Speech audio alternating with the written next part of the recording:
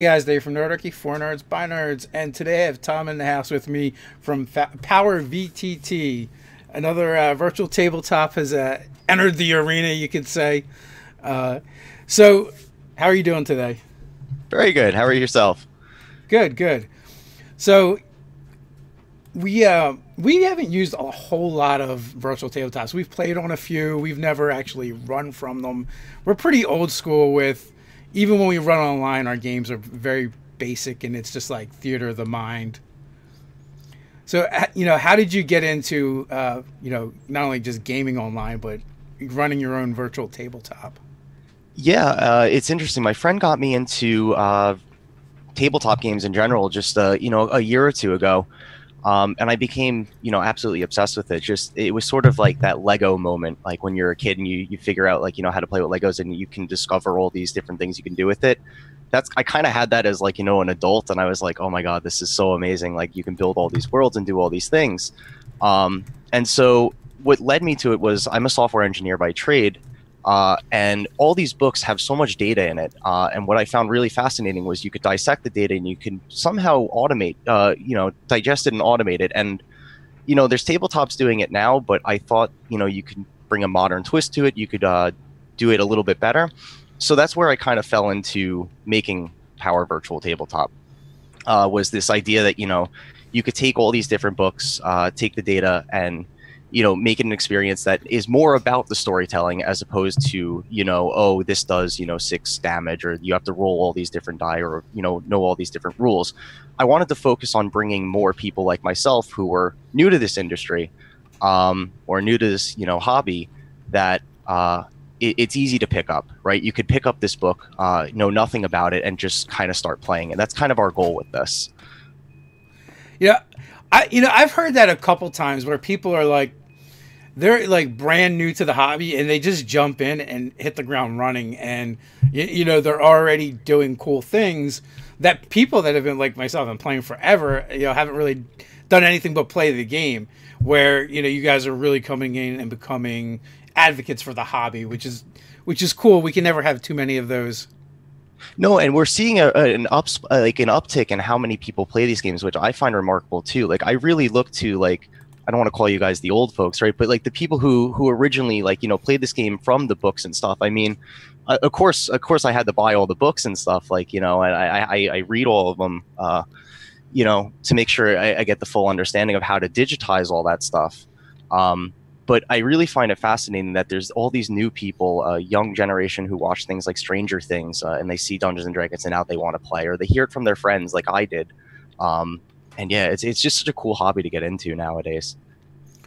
So we were talking a little bit offline before we got started, and one, it turns out you're actually just up the turnpike from us, which is kind of cool. So you're relatively local, and when we're now interacting with people all over the globe, and you find someone in your own state, it's like you're practically right next door. I'm gonna be showing up on your doorstep asking for a cup of sugar any day now. But we were talking, and you were like, yeah, I was on Reddit and I found that, a local Reddit, and there was a game starting up, and, you're talking about finding a game store. I was like, but you run a virtual tabletop. So, but you're looking for an in-person game. So it's interesting because I do like the in-person aspect too. And I feel like the more I play, the more I can bring the physical table to the virtual world as well. Like something we're doing that's unique, or we're going to be soon releasing, is taking the idea of dice, right? And people love collecting dice. They have all sorts of metal ones and, things that, glow in the dark, I've seen, and swirls and all sorts of cool stuff. We're making 3D dice equivalent to that, where you have all these different metallic die and they glow and they flash and they have custom faces. So if you wanted the Nerdarchy dice with like, a yellow die with like red borders and the symbol on the D20, like we can totally do that. And that's something we're looking to do to expand our, bring the physical table to the virtual world as well. In addition, I was looking for, a game in person too, because something that I'm also in the works of developing is our matchup with a player and matchup with a game feature. So you see a lot of these looking for groups, and there's a lot of interviewing and there's a lot of, back and forth. But something we're looking to solve as well is saying, like, these are what I like playing. I like playing these classes. I like playing these games. I can play at these times. and matching GMs up with those players and players up with those games, eliminating a lot of that back and forth in the beginning. So when it sounds like you kind of started working on this project in a vacuum. Well, so in the beginning, I actually worked on it with a community. I launched in the beginning a homepage, collected about 200 users on day one, and then started talking to them like, what do you guys want initially? And that's where we got to a map builder, and then the map builder turned to online tools, and that's where we're kind of evolving now. Well, when I say in a vacuum, like you decided to do the thing, but so there's already a couple of virtual tabletops out there. Have you looked at Fantasy Grounds and Roll20 to figure out like, well, what do you like that they're doing, or what you don't like, or what you're going to bring to the table that's different? Of course, yeah. No, I've played with pretty much all the major ones that are out there. They all offer something unique that's to them, and they all offer something that we can at the moment as well. We're not looking to take customers away from the people who already play those platforms. I think there's 18 million people around the world who play D&D. Roll20 says they have 3 million of them, so there's a big market out there that we're not capturing, and I think it's because we need tools that are a little bit easier to use and a little bit maybe less customized like Fantasy Grounds and Roll20, but more tailored to just getting up and running, started, and playing. More about the storytelling experience. So, Charles Cole wants to know, can you live stream straight from it? So you can use something like OBS to record. We do have an audio-video integration built in, so you don't have to use like an external Discord or Skype or anything like that. And you can move the windows around, resize them to your liking, so when you're live streaming, you can get everything fitted up nice. So, I know a lot of a lot of streamers, they generally use like a different video service, and then whatever their virtual tabletop of choice is. So, how well is that integration working for you guys? How stable is it? Has it been? It's been fairly good. In fact, I've been playing my personal campaign on it for the past couple weeks. We actually just started a few weeks ago playing our serious campaign on it with using the audio video, making sure it all works. We don't live stream. I can't speak on the aspect of from the tabletop to the stream. Something I know we do want to work on is a more integrated role into that, where you could share your character sheets and stuff. D&D Beyond, if you're familiar with that, they do something similar to that. We are also looking into integrations. If that's possible, we'll save ourselves the work and make sure that all lines up nicely so streamers have the stuff that they need. Oh, nice, cool. Yeah, and they don't have it yet either. It's something they're working on for the future. And that's something we want to look into too, right? Like, we don't want to build everything. We want to, if there's a tool out there that you guys like, and it does a good service for you, right? We want to bring that service into us and say, okay, use our virtual tabletop, right? Use the dice roller, use all our character sheets, and make sure like your game is nice and fluid, right? But if you want to do your world building with something like we've been talking with World Anvil, and you want to import your stuff into World Anvil, or you want to export your stuff to World Anvil, like we're working with them to make that absolutely possible. Oh, that'd be cool. I like the folks over there. They're good. And that's the thing about the community as a whole. So, what are you guys doing that's different in order to make it easier? And that's the part I'm really curious about, because I've watched different GMs run from the different platforms, and sometimes to me it looks like a conductor, with an orchestra going on, and it seems like a lot of extra stuff to worry about when you're trying to run the game. It almost seems like it gets in the way sometimes, right? Yeah, exactly. Yeah, and that's something that with my user experience background and my customer experience background, polling customers, getting constant feedback, that's something I'm thinking we're doing a little bit different, is that we're really focusing on, okay, what's working, what's not working, and trying to make it so it's not so much in the way. Something that we already have is like everything is accessible through a shortcut. So like your character sheet, for example, just spacebar, open, close. Right, and that makes it super easy to get in between, your stats and what you're looking at in the map. We've also introduced buttons to hide the complete interface. This way, if you want to stream on a TV, you don't have any of the interface, and you could just move tokens around, right? And it becomes that simple to use. in addition, to make things even simpler, for people who don't play, theater of the mind, they want something more immersive, like a battle map. With a pro subscription, we also offer, 6,000 something, 7,000 assets with 2 packs coming out every single month. So you can build all these crazy complex deserts and jungles and, classic dungeon crawls and all sorts of cool stuff, and put, snow and weather and rain and stuff over it. I did see when I was on the Facebook page, grabbing your socials, I did see the snow feature, which looked really cool. Yeah, I actually introduced the blizzard mode recently when I was getting pounded by snow locally here in Jersey, and I was just like, people need to suffer through this too, and so I added a blizzard mode. That's great. I'm not trying to make your experience better. I'm suffering. You should suffer too. It's really cool. It's a really neat effect, and in addition to that came out the same time as lightning. So with the rain, you also get these flashes and booms of lightning. That eventually, when we have audio integration, I can't wait to integrate like real thunder into that as well. So are you guys going to be doing like soundscapes as well? Yes, that's absolutely in the plan for this year. Oh, nice. That's really cool. Fantasy Grounds College, do you have any plans or ideas to make it easier to create rule sets, to make it easier to use like the D&D 5e SRD? A difficulty to create is copyright protected material versus homebrew. Yeah, so right now we have the SRD built in with our only compendium that's available right now is the SRD. So that's the open source license that gives you like the one background and, a couple things to play around. Well, it gives you 1,000 things to play around with.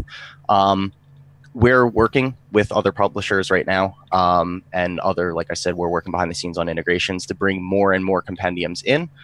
So the licensing issue, we're kind of working with the publishers to resolve that directly, basically saying that we'll take your books, we'll make them data driven, we'll integrate all the macros and all that stuff. We have a custom macro language that kind of helps us tie the glue together between a book language and, the virtual language.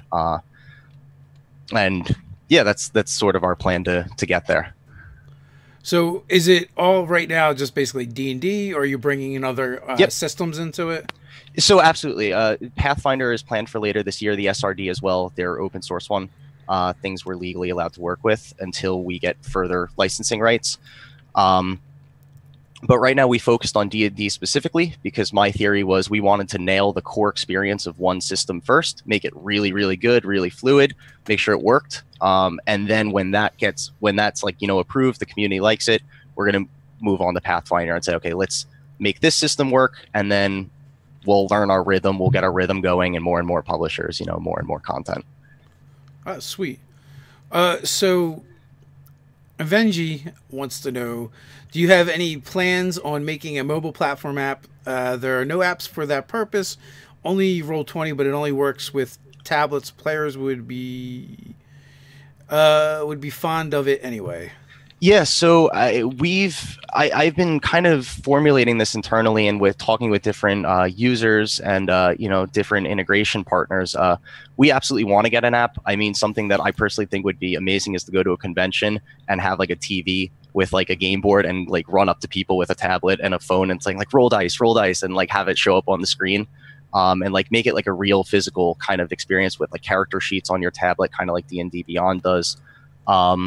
We absolutely are looking into that. Something I think we're leaning more towards is a mobile-friendly app, a mobile-friendly website, as opposed to like an app you download, just because then we update the website and everything kind of works.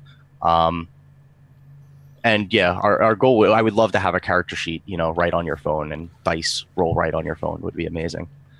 So I guess the only tough part about that is that then you have to have access to the internet. Although, like, so I know D&D Beyond has had to deal with this a lot, where people complain about not having access or not being able to access their stuff without internet. And then I'm kind of like, but it makes me kind of think sometimes, I'm like, where are you guys playing your games at? Are you in a cave or something? Well, like, I agree. Sometimes you don't have access to internet. Say you have like an old laptop, right? And you want to plug it in and just project your map, right? That's a totally understandable experience. And we actually started with a desktop app on that theory, but we sort of over time proved that more and more people just have access to online and it's easier. I do want to say that like if I have a team eventually, like in a year or two, I absolutely will want to explore a desktop app again, because there are times that, I have this crummy little laptop. I would love to bring it to like, a road trip or something and pull up a map and project it, play play D&D somewhere. But yeah, right now online's required.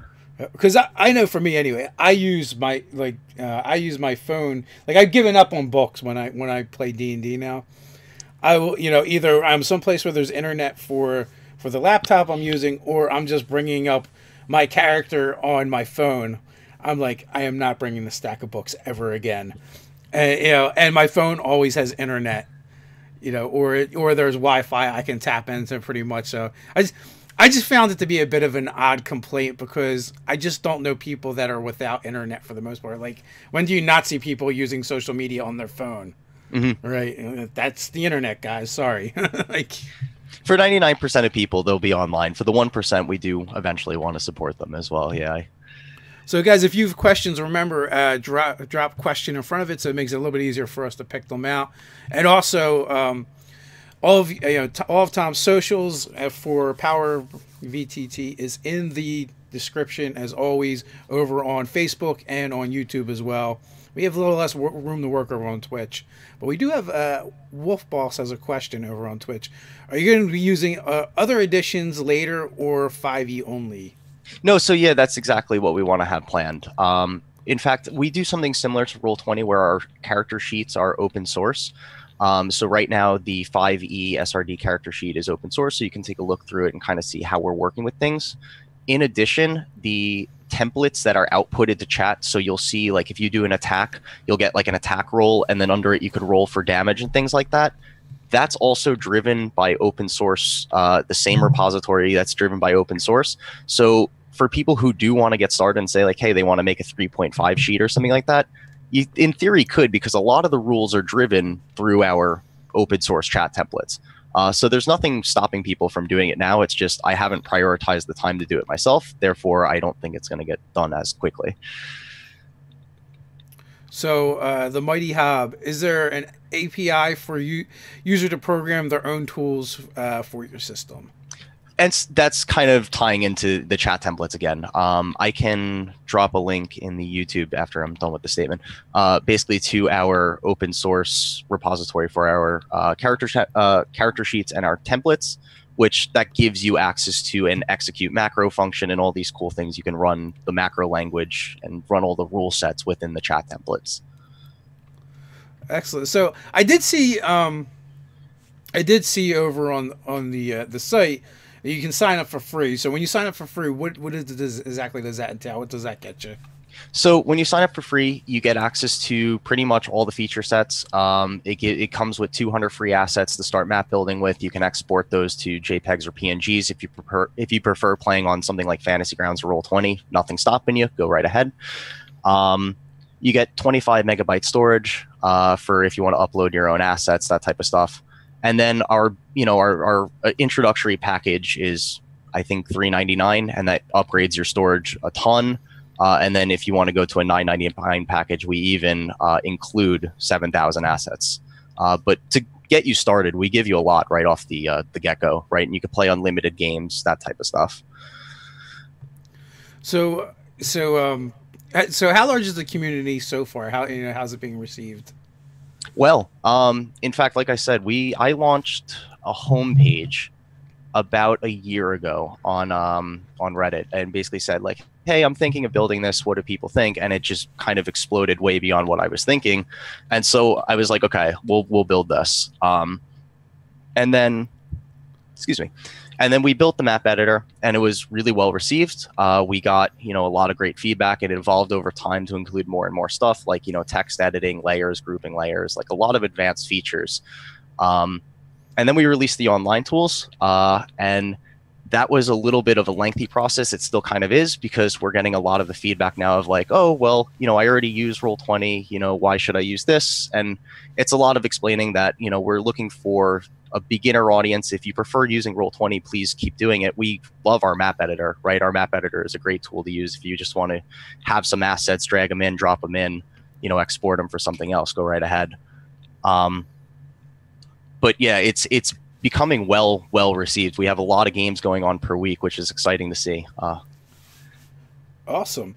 So, next level 88, a map maker bundled with a VTT is cool. Does that mean that you can make changes to the map in real time as the players disintegrate holes in the walls, etc.? Oh yeah. In fact, it's kind of like a video game level editor. So if you jump into a game, right? Well, this is my example of like having shortcuts for everything. Something that I like doing is you could paint like a dynamic lighting layer, across some rocks, right? And someone can blow through the rocks. You press E, right, for edit. That brings up like the layer screen. It just kind of swoops in. You basically click the dynamic lighting point, delete it, press E again, it swoops back to real time, and all your players just saw that rock disintegrate and they can see through to the next wall, right? Like it's within like 3 keystrokes, you can do like so many things in your game. So it's getting your story told as opposed to getting the software in your way. That part actually sounds pretty exciting, because I don't. No, I don't think any of the other ones actually have a map creator. You can bring maps in, but there's no editor. They have an editor, but it's limited, right? Like we have dynamic lighting points that you can actually click and move around and like delete and stuff. Like that's not really possible on the other ones. And we also have layers, right? Like it's not just a GM layer and a token layer or whatever it is, right? Like you can create infinite layers and group them how you want. So if you wanted to do a first story, a second story, third story grouped layers, right? Like it's really easy to press like the 1 key to highlight the first layer, unhide it, and now your players are on the second floor, right? It's really intuitive, I think, to tell your stories that way. Now, we have another question from Evgeny. I really struggle with this name. I'm sorry, and I know I'm butchering the shit out of it. Is Power VTT going to be subscription only? Some people like to pay more but have the feeling they own the product and not renting it. So something we have talked a lot with the community is having the subscription-based product, because it gives us the opportunity to keep expanding on it. And we want to offer more with a subscription than just you would get with a one-off kind of purchase. It's not so much you're purchasing like a video game. We've thought a lot about that, like where it's like almost like you own a video game, but we've decided that it's more like you're paying for the experience, because we want to give you like, modules included with your subscription, right? So you'll have like, the next D&D adventures, published by whoever, if you pay for a subscription or things like that. Of course, we're always going to have our free tier that's going to just include a bunch of our tools and a bunch of, the social features we plan on releasing. That'll always be free. We don't want to inhibit people. We don't want to inhibit their experience because they don't pay. Paying is just something that, you'll get free content and you'll get, membership rewards and that type of stuff, like free 3D dice and that type of stuff. Yeah, the dice that I saw over on Facebook looks pretty cool. Thank you. Yeah, those are the rough previews, but yeah, we're planning on launching about 100 on when we do launch. We plan on launching about 100, and then our goal is to get somewhere close to 1,000 in a year. Sweet. So, in your gaming, are you playing more or DMing more? Or are you doing both? I mean, because you're pretty new to the game, so did you jump in as a DM or you mostly a player? Mostly a player. I would love to DM. I've DM'd when I've been demoing the game, right? Like, and I'll throw people into an encounter, and like, they'll have stuff in their way, and I'll set up traps. I wouldn't consider that like, professional DM experience. I didn't spend hours putting together, my story and my campaign. But I've had a ton of fun playing as a player, and, talking with the GMs and just learning more about the game. That's kind of, I feel like I'm a GM by association. I've just tried to absorb as much as I can from talking with GMs and solving their problems with software. That I'm trying to get into the mindset of like what makes a good GM. Well, I guess that was going to be like my next question too. If you're mostly a player, how did you go about tackling, creating a virtual tabletop from the GM's aspect? Because more than anything, the interface has got to work for the GM so they can run the game. Yeah, absolutely. It's asking questions, right? Like I'll never pretend I know everything. I'll ask, and that's kind of been how I've been doing this for many years, right? Like ever since my early days of working in e-commerce and then moving into like, corporate type, more corporate e-commerce. It was always involved with customers, right? So it was talking with them, watching them use the software. Where did they go wrong? What were they expecting? What could be made better? that's sort of how I approach this. Like I approach it like I approach software, right? Like, okay, as a GM, you want to tell your story, right? Like what's stopping you from doing that? Oh, well, I can't, edit the map fast enough. So we changed that, right? I can't do this. Okay. So we changed that, audio, video got integrated, and all that stuff. So everything we have is actually just by nature of asking questions. I didn't know any of this stuff. Now, and that's kind of your background too, was, in development of this, of, e-commerce, writing software. That's where that's where your expertise is. Yeah, and that's why I let the community, play a large part of this. That when they join the Discord, or when they write on the forums, or message me on Twitter, hey, I really want this.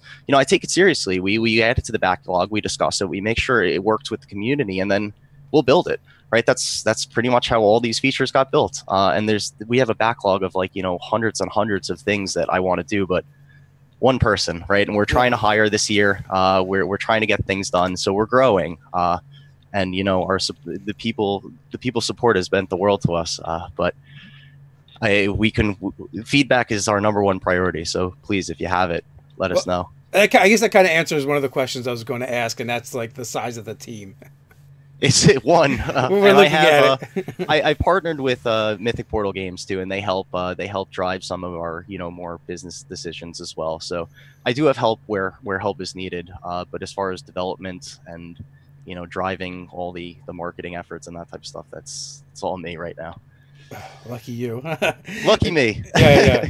Well, and from that aspect, I completely can sympathize. I know what it's like to try and build a thing, and then it's like you have all these different jobs that are involved, and each one by itself would be a full-time job. Oh, absolutely. Yeah. But you're doing 6 of them. So.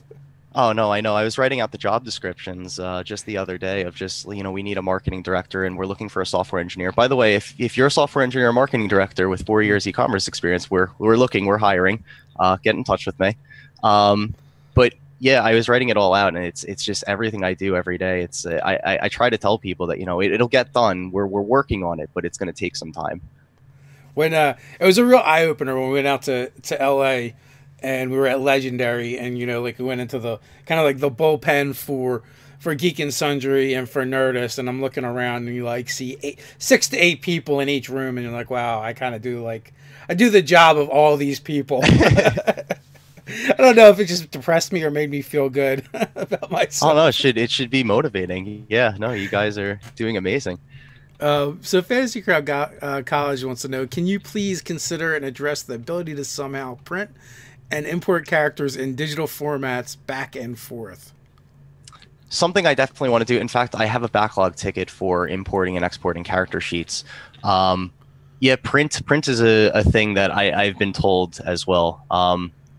I will look into it. It's on the backlog. I need more kind of feedback as to what the print layout would look like, all that type of stuff. There's so much decision making involved in that, especially when you come to new systems as well, like getting the right character sheets and all that stuff. I agree, actually. So let me look into that ticket, because if we kind of come up with a format now, right, like integrating new systems would be that much easier.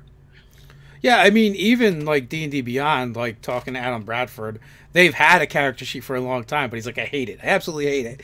And they've been, they do have a team, and they've been trying to, develop that stuff. I'm sort of relieved to hear that. I've redone the character sheet now 3 times, and I'm still not satisfied. Like, it's still not disorganized, but it's still I feel like things need tweaking, and I'm just not sure what. That's the problem. Yeah, so that was kind of my point. Like, you're not alone there, and much bigger companies, like one's owned by Twitch and Amazon, I struggle with the same thing. So, James Leslie, with the built-in map editor, how would you rate the learning curve for it compared to other mapping software? Fairly easy, like Dungeon Painter, or steeper, like Campaign Cartographer 3? It should be fairly easy. In fact, some of the things that I kind of pride myself on are the things that make it easy, that it's the simple things, right? Like, so for example, clicking on an asset and then dragging it just makes it tiled, right? Like that's super simple to do.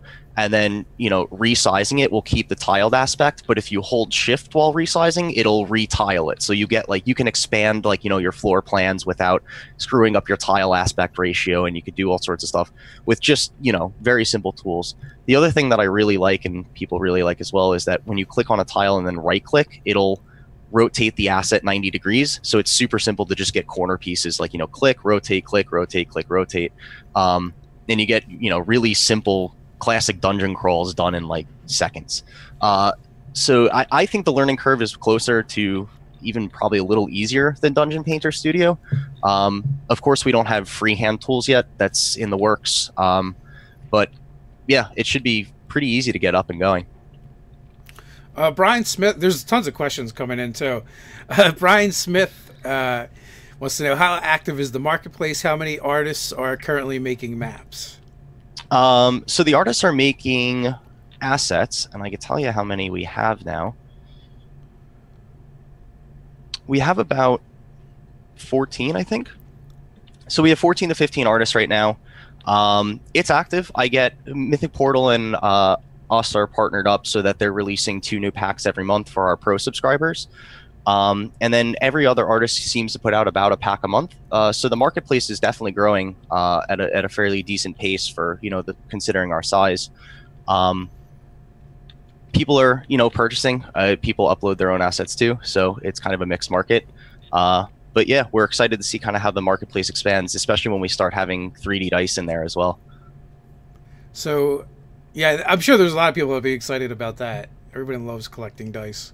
Oh, we plan on giving a ton away for free too, so it won't be like you have to buy a lot of stuff. It'll be a lot of fun. And that's the other thing, people really like, free stuff. So, yeah. Chris S., will there be a way to customize character sprites for PCs and NPCs? Yeah, I believe you can currently do that, unless they're talking about something more customized, like a token creator. Currently, you can assign custom sprites to your tokens in game, or when you build something in the character builder. You can also assign a portrait, what we call, which is basically something that's not a token, but it'll show up in, like, you know, maybe your profile or in the chat sidebar, that type of stuff. If they're talking more specifically about a token creator, which includes like borders and stuff, backlog ticket, it's something we want to do.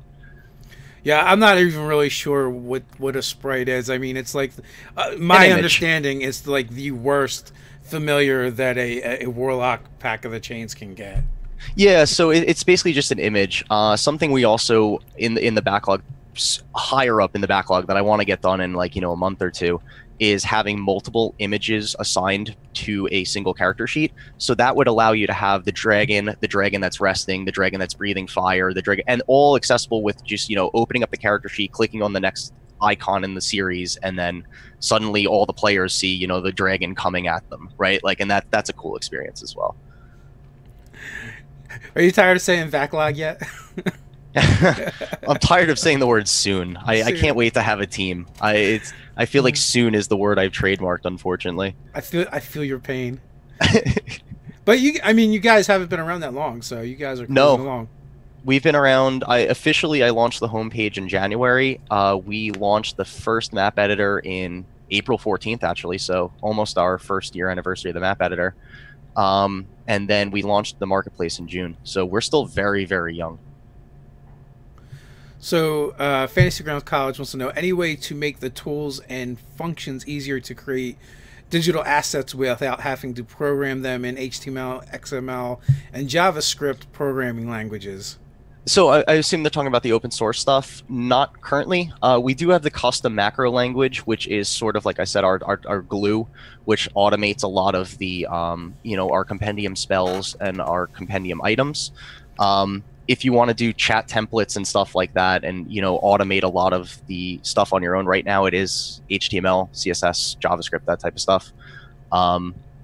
It's something that we will probably explore in the future. This is just the easiest way to get up and going. My theory is get up and going, make it work, and then you can always iterate later to make it better.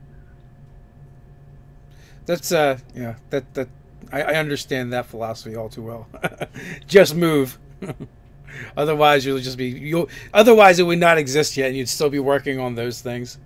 I feel it's that a little bit of combination of that and making sure just constantly testing to make sure what we're doing, we're on the right track, right? I would hate to spend months and months and months and months and months working on something and then releasing it and having like 3 people use it, right? Like, so making sure that we are constantly putting out the right thing and making sure that people actually use it is something we're very adamant about doing. So Charles Cole wants to know, how old man friendly is your dashboard, since new tech can be confusing? I like to often perform the parent test, which is I'll put this in front of my mom and dad and, you know, sign up and then see what happens. It did okay. It didn't, you know, pass with flying colors. I think it would be easy to get a game up, you know, going. There's no options to choose which character sheets. There's no options to choose which system. If you're looking to just get up and going with D&D, right, you simply just click the little sword in the top, click create game, and then invite your players. Everything's labeled, right? There's even a little in-app guide, so it'll kind of walk you through if you're eager to, you know, learn that way.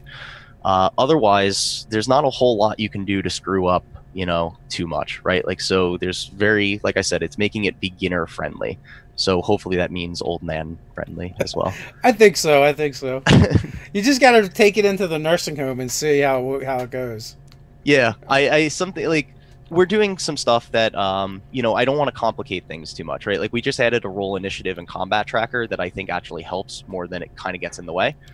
So making it so that, you know, when you highlight everyone and click roll initiative, all the players on their screen get this big box that says roll initiative, right? And they can click or cancel, and it makes it really just kind of stupid proof, right? Like it's to make the game go. You don't want, like I said, I keep repeating myself, but you don't want the software to get in the way.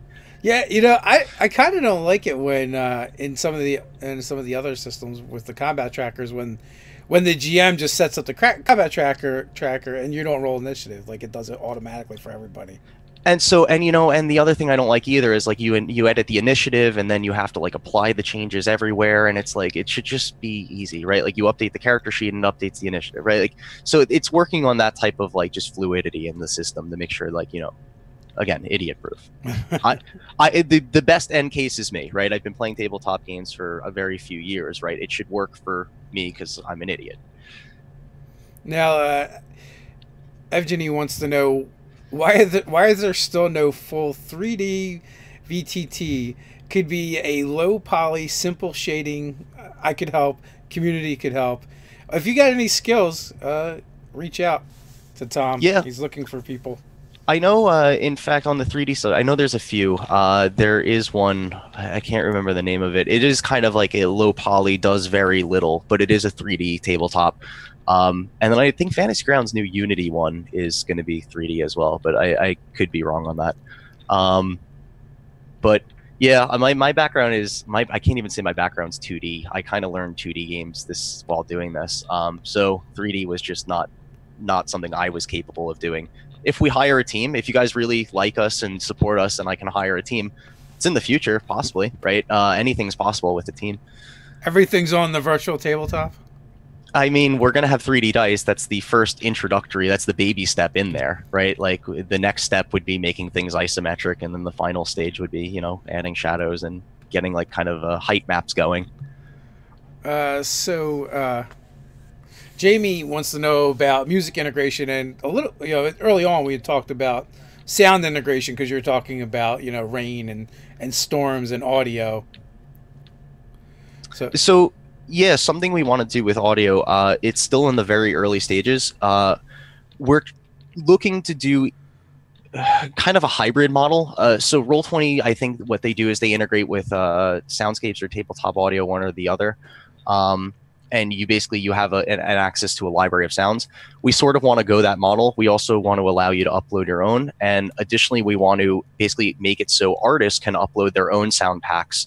And you can, you know, purchase additional sound packs, so like Sounds of the Jungle or, you know, stuff like that to make, you know, a more immersive experience beyond what you would typically find out there on free sites and, you know, out there currently. And that should all just be accessible real quick. You know, you just click it, it works, that whole thing. So Kenyatta says a common mistake that people make when trying to design something completely foolproof is to underestimate the ingenuity of complete fools. Douglas Adams. I love that quote. Yeah. Fantasy Grounds College.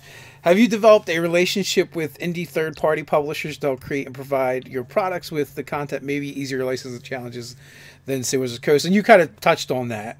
Yeah, in fact, I'm in touch with several already. And they're all very excited to get on. It's just a matter of making myself available to get it done. Right now, what we're planning, or right now, what I'm developing is the community portal. So something that I've acknowledged is that we don't have a strong internal community. We have people all scattered around Facebook, Twitter, Reddit, whatever. But we want to bring them more in house and say start sharing their in-game moments, right? Like you slayed the dragon, it should be easy to click it, take a screenshot of the game, and post something about the story, log a journal, that type of stuff. Making it so your campaigns feel more alive on the system and you could share those moments with your friends. And then after that, we're probably going to prioritize 3D Dice, and then from there, making myself available to get more and more publishers and systems on. But yeah, those conversations have already happened and are pretty much ready to go. So that's actually one of the things that I wanted to ask you about was community portal. What are you doing for that? Is it like you're going to go with kind of like a forum style system, or are you going to integrate your own social network in there? Yeah, so like I before, when we were talking earlier before the live chat, I said I did consulting work and I did dating sites and stuff like that. So something that I'm looking to bring into this is those algorithms that for matching players and GMs together, saying that I like playing these races, I like playing these classes, and then having GMs saying, hey, we need a bard, hey, we need a cleric or something. Sorry, my screen just went blank. Okay, there you are. And so taking a lot of that stuff and building, the community around that. We don't want to go full Facebook, but we want to make it so you can have your characters and perhaps they have a profile page, right, and a story and all that stuff, and you could share them. Something we're really excited about doing, and I've had conversations about this that sounds kind of cool, is setting up a shop, right, and being able to share that shop, and then your GM could integrate or include those shops in the campaign you're running, and you could buy with the gold, and gold could be exchanged in these players and merchant shop, and then those gold could be used for 3D Dice or whatever around the system, right? We were still playing around with stuff like that, but bringing this whole Second Life element to the RPG world, kind of, so it connects your life and the RPG life. Yeah, that is definitely one of the areas that I thought could be done better.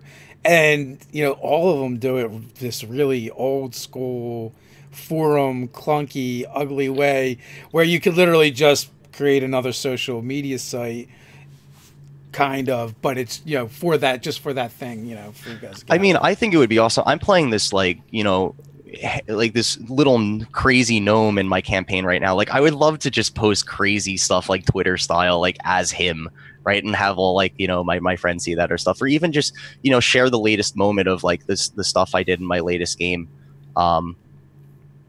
I think it's something that no one's really doing right now, and that's where we're looking to dive into, is the stuff that people aren't thinking about or aren't doing yet. Yeah, no, that's an excellent idea. Although now I definitely want there to be a swipe left or right feature for GMs and players. Oh my God, I don't know if I could bear myself to do it. It's so wrong, it's right. Charles Cole wants to know, when you invite players, can they join in without a different host provider or provider to get them there? So I guess basically he wants to know how you join in the games. Yeah, so you would invite by a username. So you'd have to know their username or email, and then it sends out an invite via their email. We're looking to sort of make that a little friendlier, because right now you have to know their username or you have to know their email. Like I said, with this whole recommended engine we're kind of building right now, it should be a lot easier to kind of just pick off players and get them into your game. I guess to answer the question though, yeah, username. It should be that easy. So Chris asks, does the combat tracker record stat buffs and how long they last, or flanking, cover, displacement bonus, for example? Not yet, though in the backlog that has been brought up before, stat buffs and all that type of stuff. That requires some, a little bit of engineering on my part to make it so you can apply global stats and they're, you know, applied to the whole character sheet. It's not terribly difficult. It's just something that, again, one person. Yeah, I totally get that. So Fraginator, not completely related, but funny nonetheless. I've been fired from jobs because they got stupid proof equipment and I screwed it up. Nothing like frying the motherboard of a $34 million piece of machinery with a Static Shock and a supposedly Static Shock proof room. Oh no. It's just you, Frag, just you.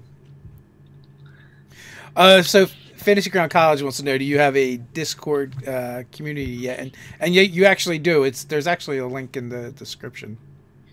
Yep. There's a link in the description. Also, if you open up the application, there's the classic Discord purple logo game guy in the bottom left there. So you can click on him and then bring you up to the Discord room. You can come say hi. I'm usually hanging out in there, and there's a friendly community there as well that they'll be eager to help you with either macros or, you know, getting running with your game. So level 88, my players move their own minis on a map that I project to a TV. I put on the gaming table. Can this support that without too much effort? Yeah, pretty much. It depends what you want to do. There's a few ways to do that. Like I said, you can earlier in this chat, like I said, you can there's a button in the game in the top right hand corner to hide the entire UI. So if you wanted to do like a projector, you could on the GM screen hide the UI, project the map. All your players can join via, you know, some local laptop. We're working on tablet support, not quite there, but they could join with a laptop and they can move their minis around themselves. You can basically you assign your tokens to your players and then they have access to move those tokens. And that does include familiars too. So if you wanted to assign, you know, a player and then a player also has a familiar, they have access to move both of those tokens. Sweet. So, and I do have some friends, and I definitely seen other people who do that, where they just use, you know, they use the giant TV to play, you know, play in person and project everything that's going on. It's cool. And I think it's cool. I've seen actually people have sent me pictures of, you know, them playing with Power VTT, and it's neat because we offer the rain and the, you know, the snow and all that stuff. So it's cool to see on a wall, like, you know, it's pouring rain in a jungle somewhere. And they're telling, like, you know, their crazy, their jungle cult adventure, you know. Yeah, or those awesome, you know, gaming tables that people are building with, you know, with the TV laid down flat and just, you know, integrated right into the table. Yeah, I've actually talked to a while ago, the Dynamic Dungeons, I believe he is, and he makes these crazy animated tablescapes. And I was looking to integrate his stuff into the platform a while ago. But yeah, that's another possibility as well. He makes some cool stuff because that's the type of stuff. You have the game table, and then you put the minis on top, and then the game table's all, you know, crazy underneath. I'm looking. I'm sorry. Sometimes I get lost in the chat. So Kenyatta says your general chat doesn't allow posting. This is instead a link to feedback. Oh, maybe I got the wrong link in there. I'm not entirely sure. Oh, I'll have to take a look.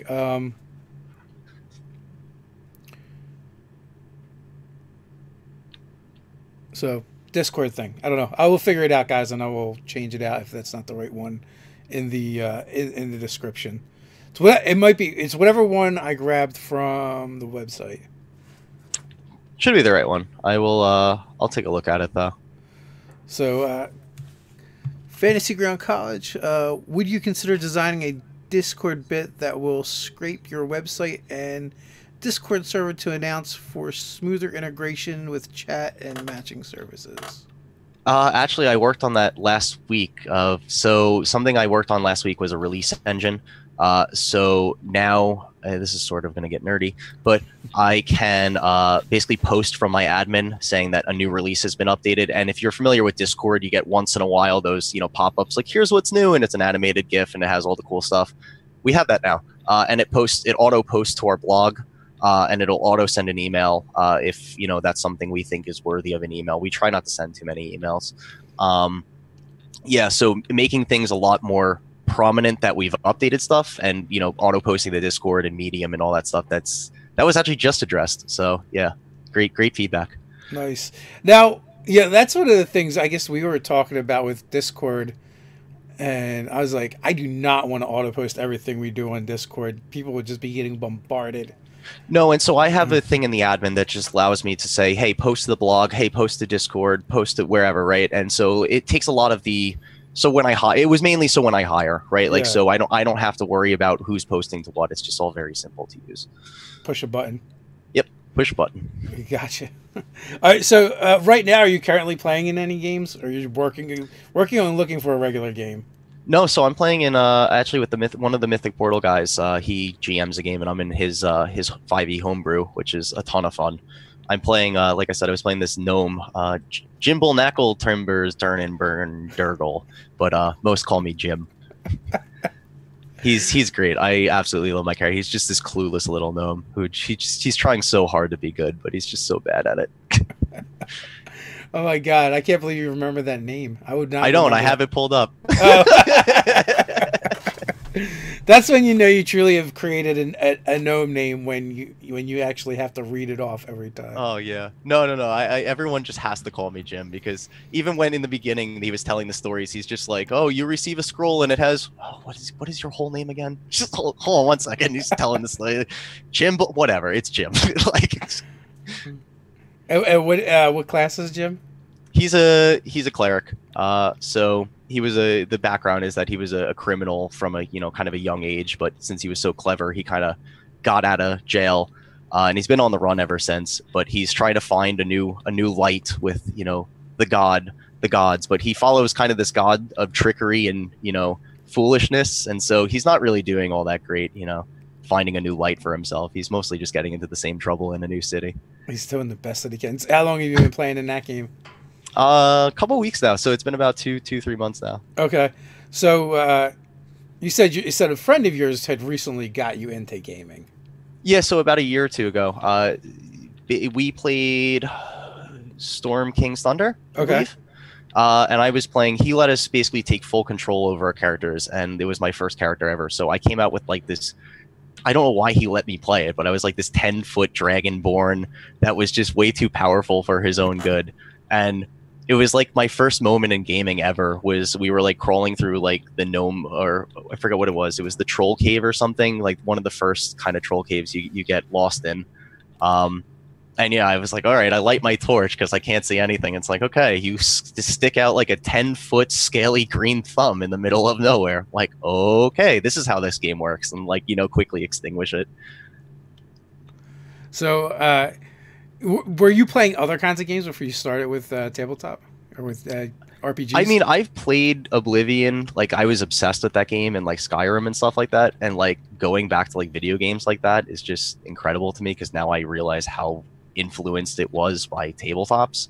I've never really played too many tabletops beyond just 5e right now, but that's something I'm eager to learn right as we integrate more systems. Like I said, when we do Pathfinder, like I'm stupid eager to start playing Pathfinder. Yeah. Oh, I was curious if you were like a board game player or a card flopper. Oh no, video games. I'm a big puzzle kind of video game type person. Yeah, I wish I was more like I'm big into video game. I'm big into tabletop games. When someone invites me to the tabletop, but I haven't played too many. You're brand new, although you look pretty young too. Fairly, yeah, 28 now. Yeah. Well, you actually look even younger than that. So yeah, I get the baby face a lot. There's nothing wrong with that, man. Still carded. There's nothing wrong with that. If I don't dip my head in a bottle of something, I look like I'm 70. So,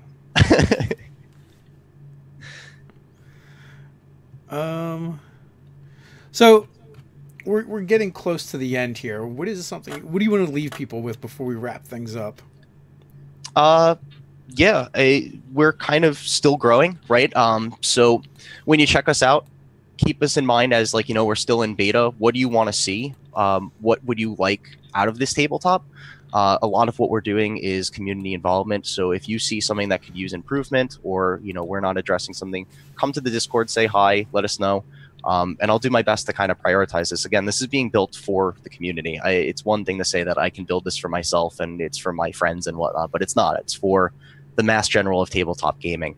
Our big, hairy, audacious goal is to make sure that you could play every single tabletop game eventually on our platform. You could share your in-game moments and basically bring a whole second life to tabletop RPGs. So if that interests you, come give us a like, come sign up, subscribe, and be a part of our community. We're looking forward to kind of seeing everyone join and see what stories they're going to tell on our platform. So I do have one final question before you go about the video streaming through the tabletop. What is that comparable to? In what sense? I'm sorry. Like it's like in terms of how it works. Yeah. Because I've used Hangouts, I've used Zoom, I've used Skype. So it's comparable to, I guess, if you want to compare it a little bit to Hangouts with a mix of OBS. So our window, the way our audio video works is you get, everyone gets their own window, right? But you can move those windows anywhere on the screen. And you can resize them so your GM can be big or whatever, right? You could realign them to snap to the left, snap to the right. So that's kind of the OBS-ish type set where you can move things around. Mm-hmm. And the Hangouts is real simple, right? It's just straight audio video integration. Everyone has their own volume knob. Everyone gets a mute, a hide video. So, if you don't want to show your face for some reason, or, you're just, you're not feeling too well and you'd rather use Discord for audio or something, right? You could just mute it right there. It's very, very intuitive and simple to use, I think. Oh, that actually sounds decent. I mean, the ability to, the fact that you can customize the look. Yeah, and that's something we wanted to do, right? Because the countless times you're moving a map around, and it would just be nice to, especially when you're streaming, to just, get this guy out of the way, show what you're trying to show, and then you can move. If you screw up, bad enough, you can always realign. We have buttons to realign, so, you don't have to go crazy with it. That actually sounds easier to use than OBS. Oh, well, appreciate it. Hey, if you try it out, let me know. I'll take it. I know there's some weird issue with the minimize button right now. Like if you try to minimize the window, it will kind of snap weird, but it works. I'm definitely going to have to check that out. So I want to thank you for coming on, Tom. Anytime. Thank you for having me. Feel free to reach out to us. And gals in the chat, thanks for hanging out with us. As always, greatly appreciate it. We'll be back here same time tomorrow. Until then, stay nerdy.